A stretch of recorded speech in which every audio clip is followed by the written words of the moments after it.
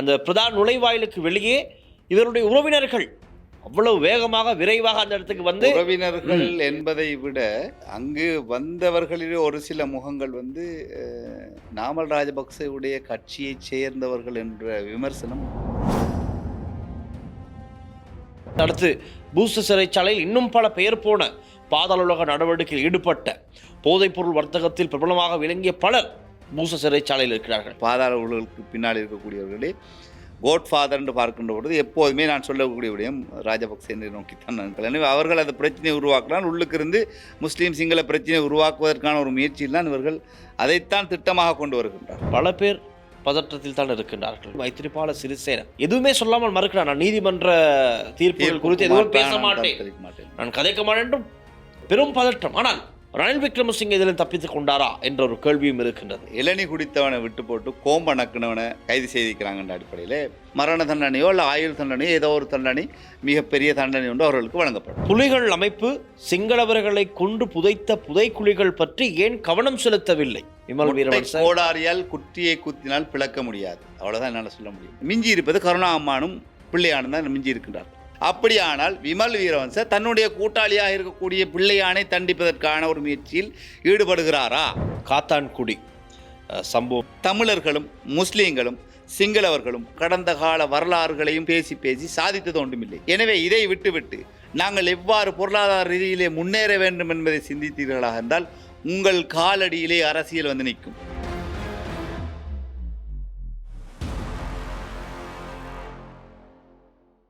ஸ்ரீ காளிமாதா ஜோதிடம் உலக புகழ்பெற்ற ஜோதிடர் பண்டித் மகாராஜா. காதல், கல்யாணம், உத்தியோகம், வியாபாரம், கல்வி, குழந்தை பாக்கியம் மற்றும் மந்திர சூனிய பிரச்சனைகளுக்கு நிரந்தர தீர்வு. லங்கா ஸ்ரீ நேர்களுக்கு வணக்கம். லங்கா ஸ்ரீயின் நேருக்கு நேர் நேர்காணல் நிகழ்ச்சியுடன் என்றும் இணைந்திருக்கின்றீர்கள். கடந்த 3-4 நாட்களாக நாட்டில் பதிவாகி இருக்கின்ற செய்திகள் சற்று பதற்றத்தை ஏற்படுத்தி இருக்கின்றது. அதாவது இந்த சிறைச்சாலை கலவரங்கள், மார சிறைச்சாலையில் இடம்பெற்ற சம்பவம் தொடர்பிலே நாங்கள் நிச்சயமாக ஒரு அவதானம் செலுத்தி அதன் பின்னணி என்ன, இப்பொழுது நிறைய சந்தேகங்கள், கேள்விகள் எழுந்திருக்கின்றது. அந்த கலவரம் முடிந்து கட்டுப்பாட்டுக்குள் கொண்டு வரப்பட்டதற்கு பிறகு எதிர்த்தரப்பில் இருக்கின்ற பலர் இப்பொழுது அன்றைய தினம் தொடக்கமே கலவரம் இடம்பெற்றுக் கொண்டிருக்கின்றது, சமூக வலைதளங்களில் பேச ஆரம்பித்து விட்டார்கள். பல சந்தேகங்கள் எழுந்திருக்கின்றது. இதெல்லாம் திட்டமிட்ட சதியா, இவர்களுடைய தலையீடு இதில் இருக்கின்றதா? இப்படியான பல விடயங்கள் பேச வேண்டி இருக்கின்றது. ஆகவே தான் இன்று நாங்கள் எங்களுடைய நேருக்கு நேர் நிகழ்ச்சியில் இந்த விடயங்கள் எல்லாம் பேச தயாராகி இருக்கின்றோம். இன்று நம்மோடு இணைந்திருக்கின்றார் தாஹா ஐன்ஸ்டைன். வணக்கம். வணக்கம். முதல்ல நாங்கள் மார சிறைச்சாலை கலவரத்தில் இன்றைய நிகழ்ச்சியை ஆரம்பிக்கலாம். நாங்கள் பார்த்தோம், இந்த அரசாங்கம் ஊரடங்கு உத்தரவு பிறப்பிச்சிருக்குன்னு சொன்னா இந்த மகார சிறைச்சாலை கலவரத்தின் போதுதான் குறித்த பகுதிக்கு மட்டும், ஒட்டுமொத்த ராகம பகுதிக்கும் இல்லை, ராகமையிலும் அந்த மார சிறைச்சாலை வளாகம் சுற்றி இருக்கின்ற பகுதிகளுக்கு தான் அந்த ஊரடங்கு உத்தரவு அவ்வளவுக்கு. ஆனால் அது நல்ல திட்டமாக பார்க்கப்படுகிறது. உடனடியாக அந்த விடயத்தை கட்டுப்பாட்டுக்குள் கொண்டு வர காரணம், சிறைச்சாலைக்குள்ளே கலவரம் இடம்பெற்றுக் கொண்டிருக்கும் போது அந்த பிரதான நுழைவாயிலுக்கு வெளியே இவருடைய உறவினர்கள் அவ்வளவு வேகமாக விரைவாக அந்த இடத்துக்கு உறவினர்கள் என்பதை விட அங்கு வந்தவர்களிலே ஒரு சில முகங்கள் நாமல் ராஜபக்சேவுடைய கட்சியைச் சேர்ந்தவர்கள் என்ற விமர்சனம் அப்போது சோசியல் மீடியாவே பேசப்படுகின்றது. நாமளோடு இருந்தவர்களுடைய புகைப்படங்கள் எல்லாம் வெளியாகி. ஆனால் ஒரு நபர் சொல்கிறார், இல்லை இது நான் இல்லை, இது என்னுடைய புகைப்படம், பழைய ஒன்று, நாமளோடு சேர்ந்து நட்பணி செய்தேன், அதை வைத்து இவர்கள் இப்படி செய்கிறார்கள் என்று அவர் மறுக்கின்றார். பழசோ புதுசோ அந்த சிறைச்சாலை வளாகத்திற்குள் ஒரு அசம்பாவிதம் நடந்து குறித்த ஒரு சில மணி நேரங்களுக்குள் வந்தவர்களுடைய பிரதேசங்கள், அவர்கள் வரக்கூடிய தூர நேரங்களை பார்க்கின்ற போது இவ்வளவு வேகமாக அந்த இடத்துக்கு அவர்களுக்கு வர முடியுமா என்பதை பார்க்க வேண்டும். அதே நேரம் அந்த நுழைவாயிலுக்கு அருகில் நின்று பேசியவர்களுக்கு ஆராய்ந்து பார்க்கின்ற போது அவர்களுடைய யாராவது சிறைச்சாலையில் இருக்கிறார்களா என்று தேடி பார்த்தால் இல்லை என்ற விடை வருமாக இருந்தால் அவர்கள் திட்டமிட்ட அடிப்படையிலே இதை செயற்படுத்துவதற்காக வந்த ஒரு இயக்குனர்கள் அல்லது அந்த திட்டத்தை அமுல்படுத்துவதற்காக அங்கிருந்து கமாண்ட் பண்ணக்கூடிய ஒரு நபர்களாகத்தான் அவர்கள் பார்க்கப்பட வேண்டும். அவ்வாறான ஒரு சம்பவமாகத்தான் தற்போது பேசப்பட்டு வருகின்றது. மகர சிறைச்சாலை சம்பவம் என்பது இதற்கு முன் நீர்கொழும்பு சிறைச்சாலை ஆம். உடைக்கப்பட்டது. ம். அந்த சந்தர்ப்பத்திலே நான் நினைக்கிறேன் சுரேஷ் சலையுடைய மேன்முறையீட்டு நீதிமன்றத்திலே தனக்கான கைது குறித்த விடயத்தை அவர் பேசியிருந்தார். அதே தினத்தில் தான் அவருடைய வழக்கு மேன்முறையீட்டு நீதிமன்றத்தில் எடுக்கப்பட்டிருந்தது. ஆனால் அதற்கு 2 தினங்களுக்கு முன் அல்லது 1 தினங்களுக்கு முன் விஜயதாச ராஜபக்சேவுடைய மகனும் மகனுடைய ராகித ஓ ராஜபக்ச சரித் அபேசிங்கம். சரிந்த அபேசேகர சஜபேவுடைய பிரதி தலைவரும் கைது செய்யப்பட்டிருந்தார்கள். விஜயதாச ராஜபக்சவும் கைது செய்யப்படுவார் என்ற அடிப்படையிலே பேசப்பட்டது. குறிப்பாக விஜயதாச ராஜபக்ச நீதியமைச்சராக இருந்த ஒருவர். அந்த காலகட்டத்தில் நடந்த எனவே நீதி அமைச்சருக்குள் அவருடைய காலத்திலே அவர் நியமித்த சில அதிகாரிகள் இருக்கிறார். அதுக்கானவர்களுக்கு அவர்கள் சில சந்தர்ப்பத்திலே செய் நன்றி மறப்பார் நன்றன்று என்ற அடிப்படையில் அவருக்காக நன்றி செலுத்துவதற்காக சில திட்டங்களை அவர்கள் செய்வதற்கு வசதியாக இருக்கும். அதுபோல இந்த மகர சிறைச்சாலை விடயமும் பூஜித ஜெயசுந்தர அவர்களுடைய கைதும் அவருக்கான தீர்ப்பும் நீதிமன்ற அவரோடு மரண தண்டனை. மற்றவருடைய தீர்ப்பும் வந்ததற்கு பிற்பாடு அவர்கள் இதை செய்யவில்லை. அடுத்தது யார் என்பது அவர்களுக்கு தெரியும். யாருக்கான நகர்வுகள் இது சென்று கொண்டிருக்கின்றது என்பது தெரியும். எனவே நிச்சயமாக ராஜபக்சையினர் தான் இது பகிரங்கமாக எல்லா இடங்களிலுமே ஈஸ்டர் குண்டு தாக்குதலின் பின்புலத்திலே இருந்தவர்கள் அரசியலுக்காக செய்தார்கள். ராஜபக்சையினர் கோட்டாபே ராஜபக்ச இவர்கள் தான் என்பது பேசப்பட்ட விடயம். தாராளமாக ஏராளமாக பேசப்பட்டு வருகிறது. அதுக்கான சாட்சியங்களும் பேசப்பட்டு வருகின்றது. கோட்டாபே ராஜபக்ச இதற்கு பின்னணியில் இருக்கிறார், அவர்தான் சுரேஷ் சலையை வைத்து இயக்கினார் என்ற அடிப்படையிலான கைதுகளுக்கான நகர்வு கோட்டாபே ராஜபக்ச அல்லது ராஜபக்ச குடும்பத்தினரை நெருங்கி வருகின்றது. எனவே இவர்கள் இதை குழப்புவதற்காக வெளியில் கலவரங்களை ஏற்படுத்துகின்ற போது அவசரமாக ஊரடங்கு சட்டங்களை ஏற்படுத்தி அதில் கைது செய்யப்படுபவர்கள் நிச்சயமாக கை நீட்டப் போவார்கள். இவர்களுடைய தூண்டுதலின் அடிப்படையிலே தான் நாங்கள் இந்த மாதிரியான கலவரங்களை செய்தோம், நாட்டின் சட்ட ஒழுங்கை அமுல்படுத்த முடியாத ஒரு சூழலை ஏற்படுத்தினோம் என்ற விடயத்தை செய்யப்படும். எனவே அவர்களை வைத்து இதை பயன்படுத்தாமல் இவர்கள் நாடளாவிய ரீதியிலே இவர்களுடைய சில விடயங்களை விரிவுபடுத்தி கொண்டு அங்கு ரகசியமான சில விடயங்களை பேசி, இப்போ உதாரணத்துக்கு புத்தளத்தில் போய் இவர் மீட் பண்ணியிருக்கிறார், காத்தாங்குடியில் போய் மீட் பண்ணியிருக்கிறார், சாய்ந்தமரில் போய் மீட் பண்ணியிருக்கிறார். நாமல் ராஜபக்சவுடைய சில பிரதேசங்கள் இவர் போய் சென்றிருக்கக்கூடிய பிரதேசங்கள் எதிர்காலத்தில் எதிர்பார்க்கக்கூடிய பிரதேசங்களாக இருக்கிற ஏதாவது ஒரு கலவரங்கள் வருகின்ற போது அந்த பகுதிகள் தாக்கப்படுமா என்ற ஒரு சந்தேகத்தை ஏற்படுத்துகின்றது. இவர் அந்த பகுதிகளுக்கு சென்று அவருடைய ஆக்களுடைய பேசி வருகின்ற போது சில சந்தர்ப்பங்களே நாட்டில் ஏதாவது ஒரு இடத்திலே ஒரு கலவரமோ அல்லது அசம்பாவிதமோ நடக்கின்ற போது அதை காரணமாக்கி கொண்டு நாடு தழுவிய ரீதியிலே இவர்கள் இந்த விடயத்தை விரிவாக்குவதற்கான திட்டத்தின் அடிப்படையிலே இவர் ஒவ்வொருவரையும் சந்தித்து வருகிறாரா என்ற ஒரு சந்தேகத்தையும் கேள்வியையும் எழுப்புகின்றது இந்த இடத்தில். எனவே இவர்கள் இந்த இடத்தில் இந்த பூஜித ஜெயசுந்தருடைய வழக்குக்கான தீர்ப்பு வழங்கப்பட்டதன் பின் உள்ளுக்குள் கலவரத்தை ஏற்படுத்தி எவ்வாறு 1983ஆம் ஆண்டு ஜூலை கலவரம் வெளியிலே பரம்பியதோ அவர்கள் 3 சடலங்களையும் கொண்டு வந்தார்கள். அதே நேரம் சிறை உடைப்பு இடம்பெறுகிறது, மெகசினிலே சிறை உடைப்பு இடம்பெறுகிறது.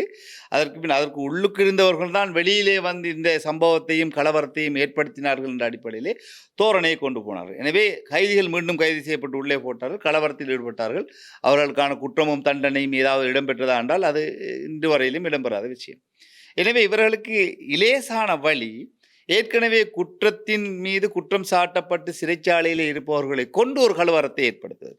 அந்த கலவரத்தின் ஊடாக ஒரு ஆட்சி மாற்றத்தையோ அல்லது ஆட்சியாளருக்கு எதிரான ஒரு நடவடிக்கையோ அல்லது இதை கொண்டு அவர்களுக்கு எதிராக எழுதக்கூடியவர்கள் பேசக்கூடியவர்கள் அவர்களுக்கு எதிராக பேசக்கூடிய சமூக வலைத்தளங்கள் மாஸ் மீடியாக்களுக்கு அவர்கள் தாக்குதலை ஏற்படுத்தி இவர்களுக்கு எதிரான குரலை ஒடுக்குவதற்கான ஒரு முயற்சியிலே இவர்கள் ஈடுபடுகிறார்கள் என்பது கொஞ்சம் ஓரளவு தெளிவாகி வருகின்றன. எனவே இந்த மகர கலவரம் என்பதும் நீர்கொழும்பிலே இடம்பெற்ற சம்பவம் என்பதும் பூச கேம்பிலே இடம்பெற்ற ஒரு சில சம்பவங்கள் என்பதும் இவர்கள் வெளியிலிருந்து இவர்களுடைய அடியாட்களை வைத்து கொண்டு இவர்கள் ஏற்கின்றார்கள்.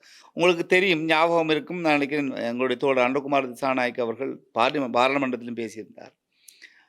மஹிந்த ராஜபக்சேவுடைய காலத்திலே ஒரு சம்பவம் நடைபெறுகின்றது. அவர் சிறைச்சாலைக்கு வெளியிலிருந்து அமரே நான் வந்திருக்கிறேன் என்ன அந்த குரலை வைத்து அவர் ஐடென்டிஃபிகேஷன் பண்ணி கொண்டு அந்த அமரே என்று சொல்லக்கூடியவர், சூளம்பட்டி அமரே என்று சொல்லக்கூடியவர் உள்ளுக்கு நடந்த கலவரத்தை நிப்பாட்டினார். அப்போது ஆட்சி மஹிந்த ராஜபக்ச குடும்பத்தினருடைய ஆட்சி இருக்கவில்லை, ஐக்கிய தேசிய கட்சியின் ஆட்சி இருந்தது. ஆனால் ஐக்கிய தேசிய கட்சி அதை அடக்குவதற்காக ரணில் விக்ரமசிங்க மஹிந்த ராஜபக்சேயோடு சேர்த்து நான் நினைக்கிறேன் அந்த நேரம் டாக்டர் ஜெயலலிதா ஜெயவர்தன் அல்லது யாரோ ஒரு ஆள் இருந்து அவங்களோட போய் ஹெலிகாப்டர் இறங்கி அதை நிப்பாட்டினாங்க. ஸோ இவ்வாறான இவர்களுடைய அடியாட்களும் இவர்களுடைய பாதாள உலக குழுவினர்களும் உள்ளுக்கு இருக்கின்ற போது அவர்களுடனான தொடர்புகளை ஏற்படுத்தி கொண்டு இவர்கள் இவ்வாறான பிரச்சனையை ஏற்படுத்தி அந்த கலவரத்தை வெளியிலே கொண்டு வந்து கலவரத்தை அந்த பகுதிக்குள்ளே கொண்டு வருவதற்கான முயற்சியிலே ஈடுபடுகிறார்கள். அதை தடுப்பதற்காக அரசாங்கம் எடுத்த முயற்சி, நீதி அமைச்சர் எடுத்த முயற்சி, உடனடியாக அந்த பிரதேசங்களுக்கு முழுமையாக ஊரடங்கு சட்டத்தை அமுல்படுத்துகிறார்கள். எனவே அந்த எந்தெந்த பிரதேசங்களிலே இதில் இந்த கலவரத்தை வெளியில் எடுத்து செல்லக்கூடியவர்கள் வருவார்கள் என்று பார்க்கப்படுகின்றதோ அந்த பிரதேசங்களிலிருந்து யாரும் வெளியில் வராத விதத்திலே ஊரடங்கு சட்டம் அமுல்படுத்தப்பட்டது. எனவே சிறப்பான முறையிலே ஏற்கனவே நீர்கொழும்பு கலவரத்தையும் விட மிகச் சிறப்பான முறையிலே இதுக்கு உயிர் சேதங்களும் இல்லாமல் அவர்களை கட்டுப்படுத்துவதற்கான ஒரு நடவடிக்கையை அரசு எடுத்திருக்கின்றது. வெறுமனே இந்த உள்ளுக்கு இருக்கக்கூடிய சன நெரிசல் காரணம் என்ற விவாதத்தையும் அதை ஒரு விவாத பொருளாக்குவது என்பது அது ஒரு மட்டமான ஒரு விடயமாத்தமாக. இது இந்த அரசாங்கத்தில் ஏற்பட்டது மாத்திரமல்ல, இந்த அரசாங்கத்தில் மிஞ்சி போனால் ஒரு 1000 பேர் கைது செய்யப்பட்டிருப்பாங்க. கூடு சம்பந்தப்பட்ட விஷயங்கள் ஒரு 1000 பேரோ ஒரு சரி ஒரு 20,000 பேர் கைது செய்யப்பட்டிருந்தாலும் அந்த 20,000 பேருக்கான இடப்பற்றாக்குறை இருக்கின்றது என்பதை பேச முடியாது. ஏற்கனவே இலங்கையில் இருக்கக்கூடிய சிறைச்சாலைகளுடைய அமைப்புகளாக இருக்கட்டும், அதனுடைய கட்டமைப்புகளாக இருக்கட்டும், இலங்கையில் இருக்கக்கூடிய குற்றச் செயலோடு ஒப்பிடுகின்ற போது அது பற்றாக்குறையாக இருக்கின்றன. புதிய சிறைச்சாலைகள் உருவாக்கப்பட வேண்டும். எனவே அதற்கான திட்டங்கள் கொண்டு வருவதாக இருந்தால் நாட்டினுடைய குற்றம் செயல்களில் ஈடுபடக்கூடியவர்களை குறைக்காமல் புதிய சிறைச்சாலைகளை நாடு பூராகவும் அமைத்து கொண்டு புதிய குற்றவாளிகளை கொண்டு உள்ளுக்கு போகிறதுல பெரிய யோசனை இல்லை. எனவே குற்றம் செய்யாத அளவிலே நீதிமன்றங்களும் தீர்ப்புகளும் அமைந்து குற்றமற்ற ஒரு நாடாக, குற்றம் செய்யாத குற்றவாளிகள் இல்லாத ஒரு நாட்டை உருவாக்க வேண்டிய பொறுப்பு தான் ஒரு அரசுக்கு இருக்கின்றது. எனவே இந்த அரசாங்கம் புதிய சிறைச்சாலைகளை அமைப்பதை விட குற்றவாளிகள் அற்ற ஒரு நாட்டை உருவாக்க வேண்டும் என்ற அடிப்படையில் செயற்பட்டு வருகின்றது. எனவே இவர்களுடைய ஆசையும் ஆர்வமும் செயற்பாடுகளும் கடந்த காலங்களிலே கற்றுக்கொண்ட பாடத்தை கையில் வைத்துக்கொண்டு எங்களுடைய அரசாங்கம் கலவரத்தை சிறைச்சாலைக்குள் இருந்து வெளியிலே எடுத்துக்கொண்டு செல்ல முடியாத அளவுக்கு திட்டங்களை நாங்களும் எங்களுடைய அரசாங்கமும் அதை செய்து வருகின்றோம். இவர்கள் எதிர்பார்ப்பது போன்று இன்னமும் இவர்கள் பழைய கத்தியை வைத்து ஆப்ரேஷன் பண்ண வலிக்கிறாங்க. இப்போ டெக்னாலஜி எல்லாம் மாறிட்டு கத்தியும் ரத்தமும் இல்லாமலே சர்ஜரி பண்ணுற அளவுக்கு உலகம் மாறி இருக்குது. மீண்டும் இவர்கள் பழைய கத்தியை வைத்துக்கொண்டே இவர்கள் அறுவை சிகிச்சை செய்ய வைக்கிடுவது இவர்களுடைய முயற்சி திருவினையாகாது. நிச்சயமாக இவரால் அதிலே வெற்றி கொள்ள முடியாது, வெற்றி பெற முடியாது, தோல்வி அடைவார்கள். இதற்கு பின் இவர்களுடைய நெருக்கப்பட்டு வருகின்ற, அதாவது நீதிபதிகளுடைய விடயங்களாக இப்போ பேசப்பட்ட விடயங்களாக இருக்கலாம், நெருக்கப்பட்டு வருகின்ற வழக்குகள் தீர்ப்புகள் எல்லாம் ரொம்ப அண்மித்து விட்டது. இவர்கள் வாடையை நுகருகின்ற அளவுக்கு இவர்களுக்கு அருகிலே வந்து விட்டது. எனவே இவர்கள் என்ன செய்வதென்று தெரியாமல் ஒரு யுத்தம் ஒன்று நடைபெறுகின்ற போது போராளிகள் அல்லது இராணுவத்தினரோ அவர்கள் கைவிட்டு செல்கின்ற போது அவர்களுடைய கையில் இருக்கக்கூடிய துப்பாக்கியை உடைத்து நொறுக்கிவிட்டு அவர்கள் இருந்த தளங்களை எல்லாம் அடித்து நொறுக்கிட்டு தான் போவாங்க.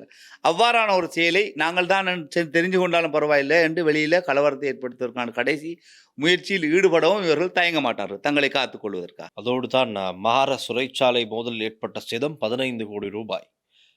அவ்வளோ சேதம் இடம்பெற்றிருக்கிறது. அதே மாதிரி தான் நீர்கொழும்பு சிறைச்சாலைக்கு வெளியில், ஆம், அதைவிட சேதம் நீர்கொழும்பிலும் சரி. இப்போ நீர்கொழும்பு சம்பவம் இடம்பெறும் போது அரசாங்கம் முன்னாயத்தமாக இருக்கவில்லை, யாரும் எதிர்பார்க்கவில்லை. எதிர்பார்க்காத நேரத்திலே இப்படி ஒரு திட்டமிட்ட வகையில் ஏதோ நடந்திருக்கிறது பெரிய சம்பவம். அதில் 32 அதிகாரிகள் உயிரிழந்திருக்கிறார்கள். ஆனால் இந்த சம்பவத்தில் மகார சிறைச்சாலை சம்பவத்தில் ஒருவர் உயிரிழந்திருக்கின்றார், ஒரு சிறை கைதி. இன்னும் பலர் காயமடைந்திருக்கின்றார்கள். அதிகமான சொத்துக்கள் சேதமாகிப்பட்டிருக்கிறது. நீர்கொழும்பு சிறைச்சாலையும் விட உள்ளுக்குள்ளே இருக்கக்கூடிய பல புதிய கருவிகளும் கட்டடங்களும் மிக மோசமான விதத்திலே அவர்கள் சேதப்படுத்தி இருக்கின்றார்கள். வெளியிலே அவர்களுக்கு கொண்டு செல்ல முடியாத ஒரு சூழல். சுற்றி இருந்த சில வீடுகளையும் அவர்கள் சேதப்படுத்தி இருக்கிறார்கள். அதே நேரம் அவ்வாறு சுற்றி இருந்த வீடுகளை அவர்கள் சேதப்படுத்தியது எவ்வாறு என்பதும் பார்க்கப்பட வேண்டும். சில நேரம் வெளியில் உள்ளவர்களே அதை செய்தார்களா, சுற்றி இருந்தவர்கள் வெளியில் இருந்தவர்கள் அவ்வாறு செய்தார்களா என்ற விடயமும் எதிர்காலத்திலே அது ஆராயப்படும். அதற்கான நடவடிக்கைகளும் எடுக்கப்படும். இந்த மகார சிறைச்சாலை கலவரத்தில் இப்போ இதுக்கு பிரதானமாக சூத்திரதாரி தூண்டினது, முதல்ல இந்த பிரச்சனையை உருவாகிறது காரணமாக இருந்த அவர்கள் யார் என்றால் சாத்தன் அசார் பெட்டா. இவங்க 3 பேர் தான் ஒரு போராட்டத்தை ஆரம்பிச்சிருக்காங்க. 4 பேர்ன்னு சொல்றோம். 4 பேர் ஒரு போராட்டத்தை ஆரம்பிச்சிருக்காங்க. காரணம், இப்போ சிறைச்சாலைக்குள்ள இந்த போதைப்பொருள் போதைப்பொருள் வருவது பாவனை குறைவு. அது முற்றுமுழுதாக கட்டுப்படுத்தப்பட்டிருக்கிறது. இதன் காரணமாக இவர்கள் கோபமடைந்து ஆத்திரத்திலே ஏதாவது ஒன்றை செய்ய வேண்டும். இப்பொழுது போதைப் பொருளை அவசரமாக உடனடியாக பெற்றுக்கொள்ள வேண்டும், ஏதாவது செய்ய வேண்டும் என்ற நோக்கத்தில் தான் இந்த போராட்டத்தை செய்ததாக சொல்லப்படுகிறது. அங்கு சென்ற ஒரு போலீஸ் அதிகாரி அதை கட்டுப்பாட்டுக்குள் கொண்டு வர நினைத்தாலும் அவர்கள் போலீஸ் அதிகாரியை தாக்கியிருக்கிறார்கள். அப்படி ஒரு பிரச்சனை நடைபெற்றுக் கொண்டிருக்கிறது. இப்போ அடுத்து பூச சிறைச்சாலை பார்க்கப்படுகிறது. ரைட், நீர்கொழும்பிலும் சம்பவம் ஒன்று இடம்பெற்றுவிட்டது. மார சிறைச்சாலையில் இப்படி சம்பவம் இடம்பெற்றுவிட்டது. அடுத்து பூச சிறைச்சாலையில் இன்னும் பல பெயர் போன பாதாள உலக நடவடிக்கையில் ஈடுபட்ட போதைப்பொருள் வர்த்தகத்தில் பிரபலமாக விளங்கிய பலர் பூச சிறைச்சாலையில் இருக்கிறார்கள். இப்பொழுது அங்கு பாதுகாப்பு நடவடிக்கைகள் எப்படி இருக்கும்? நீர்கொழும்பு சிறைச்சாலை என்பதும் மகர சிறைச்சாலை என்பதையும் விட ஒரு வித்தியாசமான ஒரு சிறைச்சாலை கட்டமைப்பு தான் பூச. அதே நேரம் பூச சிறைச்சாலையிலே இடம்பெறுகின்ற ஒரு அசம்பாவிதம் அல்லது உள்ளுக்குள்ளே ஏற்படுகின்ற ஒரு கலவரத்தை நாடு தழுவிய ரீதியிலே கொண்டு செல்ல முடியுமா என்றால் அது ஒரு நடைமுறை சாத்தியத்துக்கு கொஞ்சம் சாதகமற்ற ஒரு விடயமாக இருக்கின்றது. மகர சிறைச்சாலை என்பது நாட்டில் ஒரு மத்திய பகுதியில் இருக்கக்கூடிய ஒரு பிரதேசம். அதே மாதிரி நீர்கொழும்பு சிறைச்சாலை என்பதும் பல சமூக மக்கள் வாழக்கூடிய ஒரு மத்திய, அதை கடத்தி செல்வதற்கு இலேசான ஒன்று. பூச சிறைச்சாலை என்பது காலி பிரதேசத்தில் அங்கே இருக்கின்றது, தென்பகுதியில் இருக்கிறது. குறிப்பாக சிங்களவர்கள் அதிகமாக வாழக்கூடிய பிரதேசமாக இருக்கின்றது. அங்கிருந்து அவர்கள் கடத்தி செல்வதாக இருந்தால் தென்பகுதியிலே உள்ள ஒரு சில முஸ்லீம் கிராமங்களோ அல்லது தமிழ் கிராமங்களோ தான் அவர்கள் டார்கெட் பண்ணுவாங்க. காலி கடந்த சந்தர்ப்பத்திலே காலி, வெலிகம, மாத்தர பிரதேசங்கள் தாக்குதலுக்கு உண்டு பண்ணுவதற்கு முயற்சித்தார்கள். ஏன்னா அதிலே ஒரு வகையிலே இராணுவத்தினரும் காவல்துறையினரும் அவர்களுக்கு பாதுகாப்பு வழங்குவதற்கு ஒரு இயற்கையான ஒரு நிலைமை இருக்கின்றது. என்றால் ஒரு பகுதி அவர்கள் கடலால் சூழப்பட்ட பகுதியில் அதிலே அவர்களுக்கு பாதுகாப்பு வழங்குவதும், மற்ற 3 பகுதிகளும் உள்நுழையக்கூடியவர்கள், தாக்குதலுக்காக உள்நுழையக்கூடியவர்களை கட்டுப்படுத்தக்கூடிய விதத்தில் அங்கு அந்த ஜோக்ரபிக்கலி அவர்களுக்கான அந்த தளங்கள் இருப்பதன் காரணமாக அவர்களை தாக்கி விட முடியாது. அதோடு அவர்கள் எதிர்பார்க்கக்கூடிய ஒரு பின்விளைவையோ நாடு தழுவிய ரீதியிலே கொண்டு செல்லக்கூடிய ஒரு நிலைமை அந்த பகுதியிலே இல்லை. எனவே அதையும் மீறி அங்கே கூடுதலான பாதுகாப்பு ஏற்கனவே வழங்கப்பட்டிருக்கிறது. மிக மோசமான முக்கியமான போதைப்பொருள் கடத்தலில் ஈடுபட்டவர்களும் அங்கே இருக்கின்றார்கள். ஆனால் நீங்கள் சொல்லுவது போல அவ்வாறான திட்டத்தையும் கடைசி சந்தர்ப்பத்தில் ஒன்றும் செய்யாத பட்சத்தில் எதையாவது செய்து முடிங்கன்னு போட்டு சொல்லலாம். நான் பொதுவாகவே சொல்லக்கூடிய விடயம், கோட்ஃபாதர் என்று வருகின்ற போது இந்த குடுக்கடத்தல் சம்பந்தப்பட்டவர்களிடையே அல்லது அவர்களுக்கு பின்னணியிலே பாதாள உலகளுக்கு பின்னால் இருக்கக்கூடியவர்களே கோட்ஃபாதர் என்று பார்க்கின்ற பொழுது எப்போதுமே நான் சொல்லக்கூடிய விடயம் ராஜபக்சேனை நோக்கித்தான். அந்த காலத்திலே ஆட்சியில் இருந்தவர்கள் அவர்கள் பக்கம்தான் அந்த கை நீளுகின்றது. எனவே இவர்கள் உள்ளே இருந்து தொலைபேசியினூடாக உரையாடக்கூடிய அவர்களுக்கு வசதி வாய்ப்புகள் சில சந்தர்ப்பங்களில் சிறைச்சாலைகளுக்குள்ளே சில சிறைச்சாலை அதிகாரிகளூடாக செய்து கொடுக்கப்படுகிறது. எனவே இவர்கள் வெளியிலிருந்து சொல்லப்பட்ட கமாண்டுக்கு தான் நாங்கள் உள்ளுக்கு மூவரும் அந்த பிரச்சனையை உருவாக்கும். இந்த இடத்துல ஒரு முஸ்லீமாரோட சம்பந்தப்பட்டுக் கொள்றாரு, ஒரு அசாருங்கிற ஒரு முஸ்லீம், மற்ற 2 பேர் சிங்களாக்கள். எனவே அவர்கள் அந்த பிரச்சனையை உருவாக்கலாம். உள்ளுக்கு இருந்து முஸ்லீம் சிங்கள பிரச்சனையை உருவாக்குவதற்கான ஒரு முயற்சியில் தான் இவர்கள் அதைத்தான் திட்டமாக கொண்டு வருகின்றார்கள். எனவே முஸ்லீம்களுடைய பொருளாதாரம் மாத்திரம் அங்கு குறிவைக்கப்படுவதற்கு அப்பால் சென்று தங்களுடைய இருப்பையும் தங்களுடைய கைதுகளுக்கும் எதிராக நாங்கள் ஏதாவது செய்து விடலாமா, இந்த அரசாங்கத்தை கவிழ்த்து விடலாமா, இந்த அரசாங்கத்திற்கு எதிராக எதையாவது ஒன்று செய்து விடலாமா என்ற ஒரு நோக்கத்தோடும், இன்னும் ஒரு முக்கியமான விடயம், சர்வதேசத்துக்கு இவர்கள் என்றால் இந்த நாட்டினுடைய பொருளாதாரம் என்பது ஸ்திரமாகிக் கொண்டு வருகின்றது. அது நாட்டினுடைய வருமானம், வெளிநாட்டிலிருந்து வரக்கூடிய வருமானம் என்பதும் சுற்றுலா பயணிகளூடாக வரக்கூடிய வருமானமும் மிக உயரிய பெர்சன்டேஜை காட்டி கொண்டிருக்கிறது. எனவே இவ்வாறான சம்பவங்கள் நாட்டிற்குள் சட்டம் ஒழுங்கு மீறி கொண்டிருக்கிறது, சட்டம் ஒழுங்கு சரியாக நடைமுறைப்படுத்தப்படவில்லை என்ற விடயத்தை சர்வதேசத்துக்கு சொல்லுகின்ற போது சர்வதேசத்தினூடாக வரக்கூடிய அந்த உல்லாச பயணிகளுடைய வருகையை குறைக்கலாம். எனவே நாட்டினுடைய பொருளாதாரத்தில் ஏதாவது பெரிய ஒரு அடியொன்றை ஏற்படுத்தலாம் என்ற அடிப்படையிலே செயற்படுகிறார். ஆனால் இப்போ இந்த நாட்டுக்குரிய வரக்கூடிய வருமானம் என்பது பாரிய அளவிலே மாற்றம் அடைந்திருக்கிறது. மிக முக்கியமானவருடைய பேசப்பட வேண்டிய விடயம் நிசங்க சேனாபதி சொல்லக்கூடியவருடைய அவன்கார்டு, அதனூடாக மிக பாரிய அளவிலான பெரிய வருமானத்தை இந்த நாடு ஈட்டியுள்ளது. அவருக்கு எதிராகவும் தீர்ப்பு ஒன்று வழங்கப்பட்டிருக்கிறது. $3.3 பில்லியன் அதை அவசரமாக அவர் கட்ட வேண்டும் என்ற ஒரு சூழலுக்கு வந்திருக்கின்றார். அவர் கடந்த காலங்களிலே சூளுரைத்திருந்தார். அனுரகுமார திசாநாயக்கவை நான் ஆட்சிக்கு வரவிடாமலாக்கு பூஜ்ஜியமாக்குவதற்காக எவ்வளவு வேணுமென்றால் நான் விலை கொடுக்க தயாராக இருக்கிறேன் அடிப்படையில் அவர் பேசியிருந்தார்.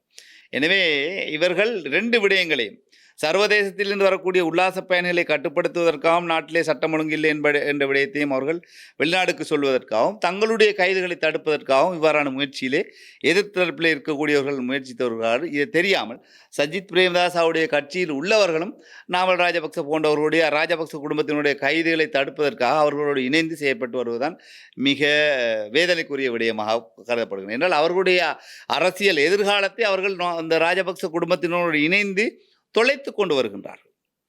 சஜித் பிரேமதாசாவோடு இருக்கக்கூடிய சஜபேயினர் நாமல் ராஜபக்ச அல்லது ராஜபக்ச குடும்பத்தினருக்கான எதிரான இந்த வழக்குகளுக்கான தீர்ப்புகளை தடுப்பதற்கான அவர்களுடைய முயற்சியிலே இவர்கள் இணைந்து கொள்கிறார்கள் என்பது இவர்களுடைய அரசியல் எதிர்காலத்தை இவர்களை தொலைத்து கொண்டிருக்கின்றார்கள். நீங்கள் அவன்கார்ட் சம்பந்தமாக கூறியிருந்தீர்கள். அவன்கார்ட் நிறுவனம் சம்பந்தமான செய்தியும் நாங்கள் பார்க்க வேண்டும். இந்த இடத்தில் அவன்கார்ட் நிறுவனம் ரக்னா லங்கா நிறுவனத்திற்கு செலுத்த வேண்டிய $3.3 லட்சம் உடனடியாக அறவிடுங்கள் அப்படி என்று கோப் குழு உத்தரவிட்டிருக்கிறது. அதாவது அது அந்த அவன்கார்ட் நிறுவனம்ங்கிறது ஒரு ஒரு ஒரு அரசாங்கம் செய்ய வேண்டிய வேலையை தனி நபரிடம் கொடுக்கப்பட்டது. அவருக்கு அதில் வரக்கூடிய வருமானம் பல பில்லியன் ரூபாய் வருமானங்களை ஒரு 20% தான் அரசாங்கத்திற்கு கொடுத்து மீதி 80% தான் நிசங்க சேனாதிபதி என்ற அவருடைய நிறுவனமாகிய அவன்கார்ட் அதை எடுத்துக்கொண்டது. அதிலும் அரசாங்கத்துக்கு செலுத்த வேண்டிய கிட்டத்தட்ட 715 765 மில்லியன் ரூபாய்களை செலுத்தவும் இல்லை. இதுவரை காலத்தில் கடந்த ஆண்டு செலுத்தவும் இல்லை அவர்கள். எனவே அவருடைய வருமானத்திலே அடிவிழப் போவது என்பதற்காக அவர் எதை வேண்டாலும் செலவழித்து அனுருடைய அரசாங்கத்தை வராமல் தடுப்பதற்காக முயற்சி செய்வதற்கு அவர் முயற்சித்தது சாதாரண ஒரு விடயம்தான். அவர்கள் அதை செய்வார்கள், என்ன வேண்டாலும் செய்வார்கள். அதே நேரம் ஒரு தனியார் நிறுவனத்திடம் இவ்வாறான ஆயுதங்கள் கொடுத்து வைக்கப்பட்டிருக்கின்றது என்பது நாட்டினுடைய தேசிய பாதுகாப்புக்கு எவ்வளவு பெரிய அச்சுறுத்தல் என்பதை அறியாத நிலையிலே கோட்டாபே அரசாங்கத்திலும் மஹிந்தவுடைய அரசாங்கத்திலும் ஒரு தனியார் நிறுவனத்திடம் இவ்வாறான மிதக்கும் ஆயுத களஞ்சியத்தை கொடுத்து வைத்திருந்தது என்பது மிக பாரிய ஒரு மிக மிக மோசமான ஒரு நிலை, நாட்டினுடைய நிலையை அவர்கள் ஏற்படுத்தியிருந்தார். ஆனால் அவர்கள் தேசிய பாதுகாப்பை வைத்துத்தான் ஆட்சியை கைப்பற்றினார். ஆனால் தேசிய பாதுகாப்புக்கு மிக மோசமான அச்சுறுத்தலை ஏற்படுத்தக்கூடிய விதத்திலே இந்த மிதக்கும் ஆயுத களஞ்சியத்தை அதிலிருந்து சில ஆயுதங்களுடைய சீரியல் நம்பர்கள் கூட அளிக்கப்பட்டிருக்கின்றது. எனவே அந்த ஆயுதங்கள் வெளியிலே கொண்டு வந்து வெளியிலே இடம்பெற்ற சில சம்பவங்கள் அசம்பாவிதங்கள் கலவரங்களுக்கு பயன்படுத்தப்பட்டதா என்ற கேள்விகளும் எழுப்பப்பட்டிருந்தது. எனவே இப்போது இருக்கக்கூடிய அரசாங்கத்தினுடைய திரைசேரிக்கு வரக்கூடிய வருமானம் என்பது அரசாங்கத்தினுடைய வருமானம் என்பது இவ்வாறான ஊழலின் அடிப்படையிலே தனிநபர்களுக்கு வழங்கப்பட்டிருந்த பல விடயங்கள் எல்லாம் தடுத்து நிறுத்தப்பட்டு அரசாங்கத்தின் கையிலே அதை வழங்கப்பட்டிருப்பதற்காக வருமானம் வந்து கொண்டிருக்கின்றது. எனவே இந்த அரசினுடைய வருமானமும் சரியாக இருக்கின்றது, அரசினுடைய செலவினங்களையும் குறைத்திருக்கின்றார்கள், திரைசேரியும் நிறைந்திருக்கின்றது. இவ்வாறான சூழலை தொடர்ந்தும் செய்யவிட்டால் இவர்களை இன்னொரு 25-30 வருடங்களுக்கு இவருடைய ஆட்சியிலிருந்து கலட்டிக்கொள்ள முடியாது என்ற பயத்தின் காரணமாக எதையாவது செய்ய வலிக்கின்றார்கள். கடைசி சந்தர்ப்பத்திலே இவர்களை தாங்களே குண்டுகளை கட்டிக்கொண்டு பாய்ந்தாலும் பாயக்கூடிய நிலைமை நாமல் ராஜபக்சேக்கு ஏற்பட்டாலும் ஏற்பட்டுவிடும். அந்த அளவு தூரத்துக்கு அவர்களுடைய சிந்தனை மழுங்கி போயிருக்கின்றது. எனவே இந்த அரசாங்கத்தினுடைய நடவடிக்கையிலே அதிருப்தி கொள்வதாக சிலர் சொன்னாலும் கூட மக்கள் திருப்தி அடைந்திருக்கின்றார்கள். யாருக்கிட்ட கொண்டு நீட்டினாலும் இல்லை, கடந்த அரசாங்கத்தை விட இவங்க செய்து அந்த அரசாங்கத்தை தார நேரம் இப்படித்தான் மக்கள் பேசுகிறாங்க. மக்கள் பேசக்கூடிய விடயம் எவ்வாறு இருக்கின்றது என்றால், இந்த அரசாங்கம் பாரம் எடுக்கின்ற நேரம் வெறும் ஒன்றுமே இல்லாத ஒரு வெறும் கிண்ணத்தை பாரம் எடுத்தார். இப்போது வலிந்து நிரம்பி வலியக்கூடிய அளவிலே பொருளாதாரத்திலே வளர்ச்சி அடைந்திருக்கின்றார்கள், வருமானம் வந்து கொண்டிருக்கின்றது. சர்வதேசமும் பல விடயத்தில் வளர்ந்து வரக்கூடிய நாடுகளில் 4வது இடத்தில் எங்கேயோ இருந்தது, இப்போது வளர்ந்து வரக்கூடிய ஆசிய நாடுகளில் வளர்ந்து வரக்கூடிய நாடுகளில் 4வது இடத்தை பிடித்திருக்கின்றது. இன்னும் ஒரு 6-7 மாதங்களுக்குள்ளே 1வது இடத்தில் வந்து நாங்கள் வளர்ந்து வரக்கூடிய நாடு என்ற அடிப்படையிலே வந்து விடலாம். அடுத்தடுத்த விவசாய பொருட்களின் உற்பத்தியின் காரணமாக நாடு தண்ணீரை அடையும். விவசாய பொருட்களினூடாக உணவு தட்டுப்பாடு இல்லாத ஒரு சூழல் ஏற்படும் நாட்டுக்குள்ளுக்கு, அதையும் கண்காணித்து வருகின்றார்கள் இந்த அரசாங்கம். அதனால் நீர் தட்டுப்பாடு வரும் சில பொய்யான சில தகவல்களையும் வரக்கூடிய அந்த இப்போது இடம்பெற்றிருக்கக்கூடிய கோடை அந்த இதையும் பயமுறுத்தி வருகிறார்கள் மக்கள் மத்தியில். இந்த அரசாங்கத்திடம் அதற்கான திட்டம் இல்லை, அது வரும்போது வறுமை வந்தால் என்ன வரும் என்ற அடிப்படையில் மக்களை அவர்கள் குழப்புவதற்கான எதையாவது ஒரு டாப்பிக்கை எடுத்து குழப்புறதுக்கு வலிக்கிறாங்க. இப்போ ஒரு கிழமைக்கு 2 கிழமைக்கு இந்த மகார சிறைச்சாலை உடைப்பை அவங்க அதை வச்சு ஓட்டிட்டு இருப்பாங்க. பிறகு காலநிலை மாறணும்னா காலநிலைக்கு மாறிடுவாங்க. அப்படித்தான் இன்று எதிர்க்கட்சி நிலைமையும் இருக்கிறது. ரைட், நாங்கள் அடுத்த விஷயம் பேச வேண்டும். நிச்சயமாக பூஜித் ஜெயசுந்தர, எம்எஸ்சி ஃபெர்னாண்டோ இவர்கள் இருவருக்கும் மரண தண்டனை நீதிமன்றத்தால் விதிக்கப்பட்டிருக்கின்றது. இது பெரும் பேசு பொருளாக மாறிய ஒரு விடயமாக இருக்கின்றது. ஒரு அதிரடியான தீர்ப்பு, அனைவரும் ஏற்றுக்கொள்கின்றார்கள், நிச்சயமாக வரவேற்கின்றார்கள் இந்த விடயத்தை. ஆனால் இவர்கள் அரசு அதிகாரிகள் 2 பேரும். நான் எதிர்பார்த்த கேள்வியாக தான் இருக்கின்றது. ஆக இன்று சோசியல் மீடியாவிலே அன்று அந்த தீர்ப்பு வழங்கப்பட்ட நாளிலிருந்தே பல பேர் பதற்றத்தில் தான் இருக்கின்றார்கள். குறிப்பாக அப்போதைய ஜனாதிபதி மைத்திரிபால சிறிசேன அன்று ஏதோ ஒரு நிகழ்ச்சிக்கு சென்று வெளியே இறங்கும் போது ஊடகவியலாளர் கேட்கின்றார் கேள்வி, நீதிமன்றத்தில் இப்போ ஒரு தீர்ப்பு வழங்கப்பட்டிருக்கிறது, இதை பற்றி உங்களுடைய கருத்து என்ன? ஆனால் அவர் அதை எதுவுமே சொல்லாமல் மறுக்கிறார். நான் நீதிமன்ற தீர்ப்புகள் குறித்து எதுவும் பேச மாட்டேன், நான் கதைக்க மாட்டேன் என்றும் முகம் வாடி போகிறது. பெரும் பதற்றம். ஆனால் அதற்கு பிறகு சோசியல் மீடியாவில் சொல்லப்படுகின்ற விடயம் எல்லோரும் எதிர்பார்ப்பது, இவர்கள் இருவருக்கும் தண்டனை வழங்கப்பட்டது சரியாம், இவர்கள் தங்களுடைய கடமையை சரிவர செய்ய மறுத்து விட்டார்கள், தவறிவிட்டார்கள், ஆக இவர்களும் இதற்கு பதில் கூற வேண்டும். அதே போல இவர்களை சரியாக கண்காணிக்காமல், இவர்களை வழிநடத்தாமல் அன்று சிங்கப்பூர் சென்ற அப்போது ஜனாதிபதி மைத்திரிபால சிறிசேனவாக இருக்கலாம், அதே போல பிரதமர் ரணில் விக்ரமசிங்கே இவர்களுக்கு எதிராக ஏன் இன்னமும் எந்த விதமான சட்ட நடவடிக்கை எடுக்கவில்லை? மைத்திரிபால சிறிசேனவுக்கு ஏற்கனவே வழக்கு இருக்கின்றது, 100 மில்லியன் செலுத்தினார், அதற்கு பல கதைகள் இருந்தது. ஆனால் ரணில் விக்ரமசிங்கே இதில் தப்பித்துக் கொண்டாரா என்ற ஒரு கேள்வியும் இருக்கின்றது. என்ன நடக்கும்? அதாவது தமிழிலே ஒரு பழமையான ஒரு விடயத்தை சொல்வார்கள், இந்த இளநி குடித்தவனை விட்டு போட்டு கோம்ப நக்குனவனை கைது செய்திருக்கிறாங்கன்ற அடிப்படையில், அதாவது அதிகாரிகளை கைது செய்து இந்த ஈஸ்டர் குண்டு தாக்குதலை நீங்கள் மறைத்து விடலாமா நினைக்கிறேன். இதுக்கு பின்னணியில் இருந்த அரசியல்வாதிகள் கைது செய்யப்பட வேண்டும் என்ற அடிப்படையிலே ஒரு சில விமர்சனங்களை தெளிவான விதத்தில் எழுதக்கூடிய சில விமர்சகர்கள் எழுதி வருகின்றார்கள். நிச்சயமாக அவ்வாறு இல்லை. இளநீ குடித்தவனும் தண்டிக்கப்பட வேண்டும், மரத்தில் ஏறி இளநியை பிடுங்கியவனும் தண்டிக்கப்பட வேண்டும். ஆனால் அதற்காக கோம்பை நக்கியவனை நாங்கள் விட முடியாது. கோம்பை நக்கியவனும் அந்த இடத்துல இருக்கிறான்.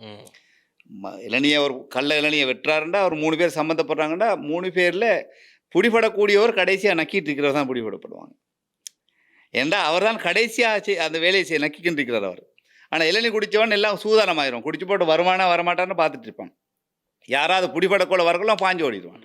மரத்தை வெட்டணும், முதலாவது நான் தான் ஏறிட்டு இறங்கினா எனக்கு களைப்பாரிக்கு எனக்கு முதலாவது இளநியை தான் சொல்லிட்டு அவர் குடிப்பார், அவர் ரிலாக்ஸாக இருப்பார். யாரையாவது பிடிபடுகின்ற சந்தர்ப்பத்திலே கோம்பையை பார்த்து கண்ணை மூடி நக்கி திக்கிறதா பிடிபடும். எனவே அந்த அடிப்படையிலே பூஜித்த ஜெயசுந்தரையும் இவரும் நக்கியவர்கள், கோம்பை நக்கியவர்கள்லாம் இவர்கள். எனவே அடுத்த கட்டத்திற்கு போகின்ற போது நிச்சயமாக இளநீ குடித்தவர்களாக கருதப்படக்கூடிய மைத்திரிபால சிறிசேனையாக இருக்கலாம் அல்லது ரணில் விக்ரமசிங்கேயா இருக்கலாம், இவர்களுடைய கைதுகள் இடம்பெறலாம். ஆனால் இதிலே ஒரு விடயத்தை குறிப்பிட வேண்டும். ரணில் விக்ரமசிங்கே இந்த இடத்திலே தொடர்ந்தும் தப்பித்து கொண்டு வருகிறாரா, அவரை காப்பாற்றுகிறார்களா என்ற அடிப்படையில் ஒரு விமர்சனம் வைக்கப்படுது. நிச்சயமாக அவ்வாறல்ல. அங்கு 2018ஆம் ஆண்டு மைத்திரிபால சிறிசேன அரசாங்கத்திலே போது நான் நினைக்கிறேன் 2018ஆம் ஆண்டு தான் 52 நாள் ஒரு ஆட்சி மாற்றம் கொண்டு வருகிறது. மைத்திரிபால சிறிசேனவை கொல்லுவதற்காக திட்டம் போட்டிருந்த மஹிந்த ராஜபக்ச குடும்பத்தினர் இருக்கக்கூடிய மஹிந்த ராஜபக்சவே பிரதமராக ஒரு முரண்பாடு வருகிறது. ரணில் விக்ரமசிங்கவுக்கும் மைத்திரிபால சிறிசேனவுக்கும் இடையில் முரண்பாடு. அதற்கு பின் தேசிய பாதுகாப்பு கவுன்சில் மீட்டிங், எந்த ஒரு மீட்டிங்லேயும் ரணில் விக்ரமசிங்கே புறக்கணிக்கப்பட்டிருக்கிறார். ரணில் விக்ரமசிங்கே அழைக்கப்படவில்லை. அவர் மாத்திரமல்ல, பூஜித் ஜெயசுந்தர உட்பட அவரும். அதற்கு பின் மைத்திரிபால சிறிசேன பூஜித்த ஜெயசுந்தருக்கு பகிரங்கமாக இவர்கள் தான் முக்கியமான காரணம் என்ற அடிப்படையிலே பேசியும் இருக்கிறார். எனவே இவர்கள், நான் கோம்பை நக்கியவர்னு சொல்லக்கூடியவர்கள் இவர்கள் எல்லாம். எனவே இவர்களுக்கு அப்பா சென்று விசாரணைகளை முன்னெடுக்கின்ற போது நிச்சயமாக இளநீ குடித்தவர்களாகவும் இளைப்பாறச் சென்ற மைத்திரிபால சிறிசேனவும் கைது செய்யப்படுவதற்கான வசதிகள் வாய்ப்புகள் இருக்கின்றன. அவர் 2000 அந்த சந்தர்ப்பத்தில் 16ஆம் தேதி நாட்டை விட்டு வெளியேறுகிறார். அவர் நாட்டை விட்டு வெளியேறுகின்ற போது அதுக்கு அடுத்த பொறுப்பை வகிக்க வேண்டியவர் ரணில் விக்ரமசிங்கே. அதற்கு பின் ஒரு தேசிய பாதுகாப்பு கவுன்சிலுடைய கூட்டம் ஒன்று கூட்டப்படவில்லை.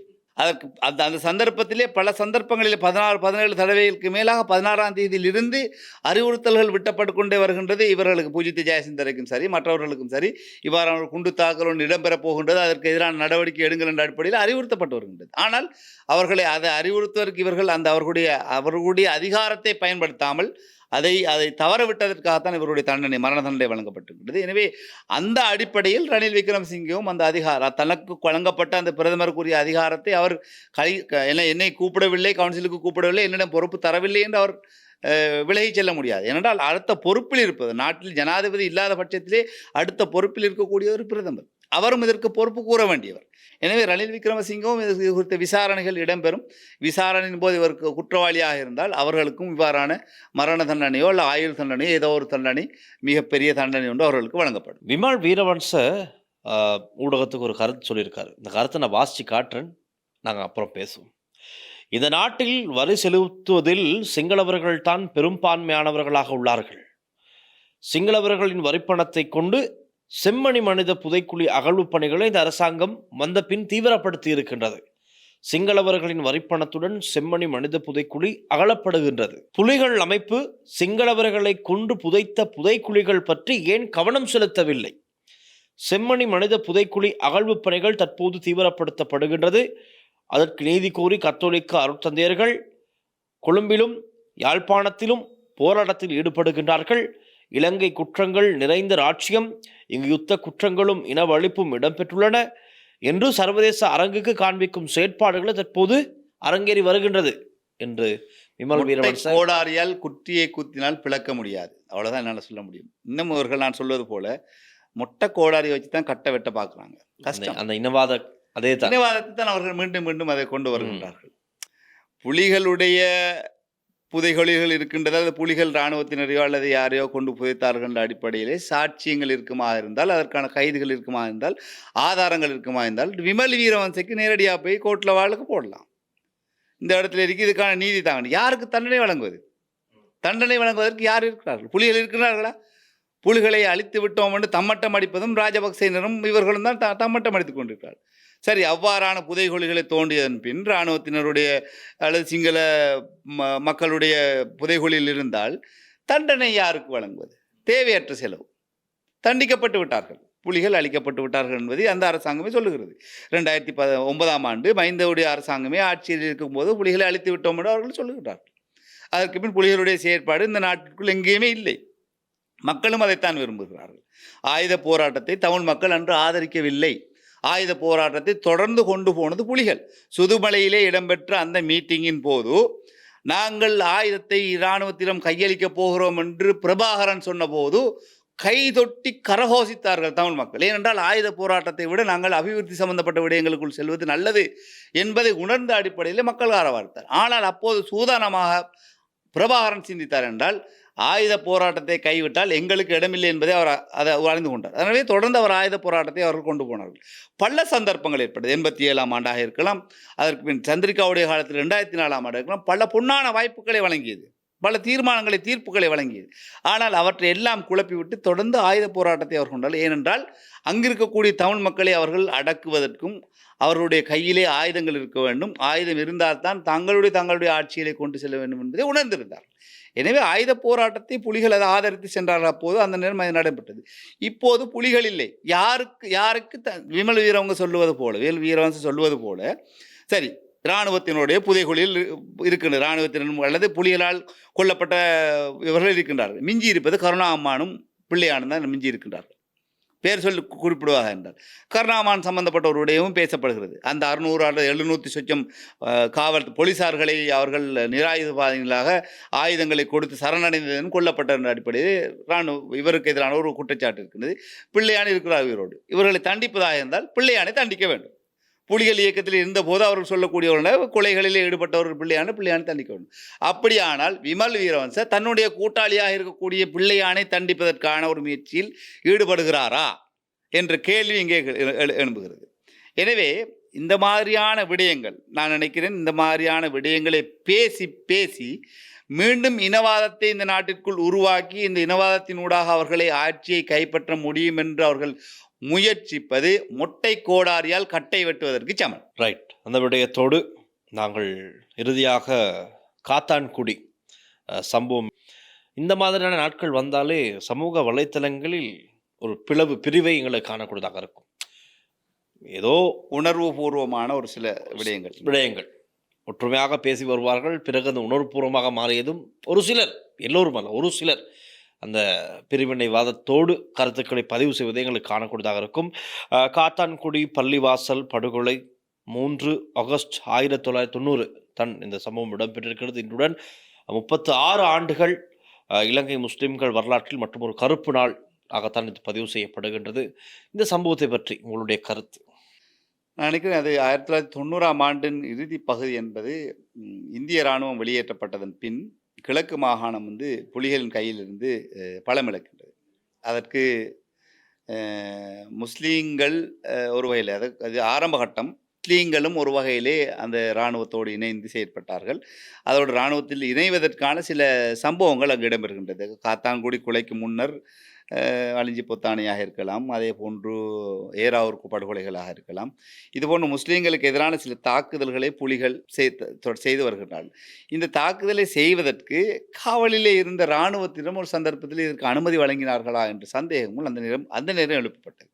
என்றால் பிரேமதாசா அந்த சந்தர்ப்பத்தில் அவர் கூறுகின்ற விடயத்தை இராணுவத்தினர் செய்தார். டென்சில் கொப்பேடுவாக இருக்கலாம், ரஞ்சன் விஜயரத்னவாக இருக்கலாம், இவர்கள் போன்றவர்கள்லாம் இங்கிருந்து வரக்கூடிய கட்டளைகளை நிறைவேற்றக்கூடியவர்களாகத்தான் இருந்தார்கள். அதன் செயலுருவமாகத்தான் அவர்கள் இருந்தார். எனவே காத்தான்குடி பள்ளிவாசலுக்குள்ளே இடம்பெற்ற சூட்டுச் சம்பவம் என்பது அது மனிதகுல வரலாற்றிலே ஏற்றுக்கொள்ள முடியாத ஒரு விடயம். உலகளாவிய ரீதியிலே ஒரு மதம் சம்பந்தப்பட்ட ஒரு விடயத்திலே ஈடுபட்டு கொண்டிருக்கக்கூடிய சந்தர்ப்பத்தில் அதிலே ஒருவர் சுட்டுக் கொள்ளுகின்றார். நிராயுத பாணியாக இருந்து கடவுளை வழிபட்டு கொண்டிருக்கக்கூடியவர்களை பின்புறத்தால் சுட்டுச் செல்லும் என்பது யாராலும் ஏற்றுக்கொள்ள முடியாது விடயம். அது யாராலும் அது நியாயம் கற்பிக்கவும் முடியாது. அது மிக மோசமான ஒரு செயல். எனவே அந்த இடத்திற்குள் வருவதற்கு இராணுவ காவலர்களை மீறி எவ்வாறு இவர்கள் உள்ளுக்கு வந்தார்கள் என்றதில் ஒரு சந்தேகம் வருகின்றது. அந்த நேரம் பேசப்பட்டது பிரேமதாசாவுடைய செயலாக இருக்கலாம், அவர்களுடைய துணையோடு தான் இவ்வாறான விடயம் இடம்பெற்றிருக்கின்றது. அவர்களுடைய அரசாங்கத்தில் தான் ஆயுதங்கள் வழங்கப்பட்டது. புலிகளுக்கு வடக்கில் இருக்கக்கூடிய புலிகளுக்கு பல தொகை வாகனங்களும் அந்த நேரம் பெஜரோ எல்லாம் வழங்கப்பட்டது, புலிகளுக்கு வழங்கப்பட்டது. ஆயுதங்கள் வழங்கப்பட்டது. இந்திய இராணுவத்தை வெளியேற்றுவதற்காக இவர்கள் ஆயுதம் வழங்கப்பட்டது. அந்த நேரம் இருந்த ஒட்டுக்குழு இந்திய இராணுவத்தினுடைய ஒட்டுக்குழுக்களாக இருந்தவர்கள் அல்லது அரசியல் ரீதியான அடிப்படையிலே இந்த காய் நகர்வுகளை கொண்டு செல்ல வேண்டும் என்பதற்காக முயற்சித்த சுரேஷ் பிரேமச்சந்திரவாக இருக்கலாம், மற்றது பத்மநாபாவாக இருக்கலாம். அந்த சந்தர்ப்பத்தில் இருந்தவர்கள் அவர்கள் அரசியல் ரீதியாக நாங்கள் இந்த தமிழருடைய உரிமைகளை வென்றெடுப்போம் என்ற அடிப்படையில் அரசியலுக்குள் கலந்தவர்கள். எனவே நான் ஏற்கனவே சொன்னது போல இந்த இராணுவ ஆயுதங்கள் இல்லாமல் இருக்கின்ற போது தங்களுக்கான அதிகாரம் இல்லாமல் போய்விடும் என்ற அடிப்படையிலே இவர்களையும் கொள்ளுவதற்கான இவர்களையும் அழிப்பதற்கான முயற்சியிலே ஏற்கனவே 86ஆம் ஆண்டு அவர்கள் அழிக்கப்பட்டார்கள். மீண்டும் இவர்களுக்கு எதிரான ஒரு நடவடிக்கை எடுக்கப் போகின்றதா என்ற அடிப்படையிலே அங்கு மாகாண சபையில் ஒரு தீர்மானம் எடுத்தார்கள். நாங்களும் தனிநாட்டை ஆதரிக்கிறோம், தனிநாடு தான் எங்களுடைய கோரிக்கை என்ற அடிப்படையில் ஒரு குழப்பத்தை ஏற்படுத்தி நாட்டை விட்டு வெளியேறி சென்றார்கள். அவர்கள் கிழக்கு மாகாணம் முற்றுமுழுதாக புலிகளிடம் கையிலிருந்து இல்லாமலாக்கப்பட்டது. வடக்கு தான் அதற்கு பின் அவர்கள் வடக்கிலும் சுருங்கி கடைசி முள்ளிவாய்க்கால் வரை நின்றாங்க. எனவே இங்கு இந்த பிரேமதாசாவுடன் சேர்ந்து செய்த சதியின் அடிப்படையிலே முஸ்லீம்கள் கொல்லப்பட்டார்களா அல்லது மீதி இருக்கக்கூடிய கிழக்கினுடைய நிலங்களையும் புலிகளை விரட்டி அடிப்பதற்காக ஒரு சதித்திட்டம் ஒன்று ஏற்பாடு செய்யப்பட்டு அந்த சதியிலே கருணாமான் குழுக்கள் மாட்டிக்கொண்டு முஸ்லீம்களை கொலை செய்தார்களா என்ற ஒரு கேள்விகளும் அதற்குள்ளே இருக்கின்றது. இருந்தாலும் 36 வருடங்கள் வருகின்ற போதும் அல்லது 90ஆம் ஆண்டு முஸ்லீம்களுக்கு இழைக்கப்பட்ட பல அநீதிகள் இருக்கின்றது. இணை சுத்திகரிப்பாக இருக்கலாம், அதே போன்று வடக்கில் இருந்த முஸ்லீம்களுடைய வெளியேற்றங்களாக இருக்கலாம், பல கொலைகளாக இருக்கலாம். 90ஆம் ஆண்டு உக்கிரமம் அடைந்திருந்தது, புலிகளுடைய தாக்குதல் மூலமாக உக்கிரமம் அடைந்தது. அவர்கள் அழிக்கப்பட்டு விட்டார்கள். அதற்கான நீதி விசாரணை ஒன்றோ அல்லது ஜனாதிபதி ஆணைக்குழு ஒன்றோ போட்டதன் மூலம் தண்டிப்பதற்கு யாருமே இல்லை. மிஞ்சி இருப்பது பிள்ளையானும் கருணாவும் மாத்திரம்தான். நான் மீண்டும் அதையே சொல்லுகிறேன். இதையே நாங்கள் சொல்லாமல் உதாரணத்துக்கு நான் ஒரு விடயத்தை சொல்கிறேன். அமெரிக்கா ஜப்பானில் குண்டு போட்டது உலக வரலாற்றிலே மறக்க முடியாது இன்று வரைக்கும். மீண்டும் அமெரிக்காவை தாக்க வேண்டும் அல்லது அமெரிக்காவை நாங்கள் நாசமாக்க வேண்டும், அமெரிக்காவுக்கு அது போன்ற ஒரு குண்டு தாக்கலை ஏற்படுத்த வேண்டும் என்று ஜப்பானியர்கள் சிந்தித்தார்களா? சிந்திக்கவில்லை. நாங்கள் எவ்வாறு வளர்ச்சி அடைவது, நாங்கள் எவ்வாறு பொருளாதாரத்தை ஸ்திரப்படுத்துவது, எப்படி வளர்ச்சி அடைந்த ஒரு நாடாக மாறுவது என்பதை அவர்கள் சிந்தித்தார்கள். அந்த அடிப்படையிலே வளர்ச்சி அடைந்திருக்கிறார்கள். தமிழர்களும் முஸ்லீம்களும் சிங்களவர்களும் கடந்த கால தூண்பியல் சம்பவங்களையும் கடந்த கால வரலாறுகளையும் கடந்த கால சம்பவங்களையும் கடந்த கால இவர்களுக்கு எதிரான நடவடிக்கைகளையும் 1983ஆம் ஆண்டு கலவரங்களாக இருக்கலாம், 57ஆம் ஆண்டு கோல்ஃபேஸில் அடித்தவங்க விஷயங்களாக இருக்கலாம், எதே விஷயத்தையும் பேசி சாதித்தது ஒன்றுமில்லை. தண்டிப்பதற்கு யாரும் இல்லை.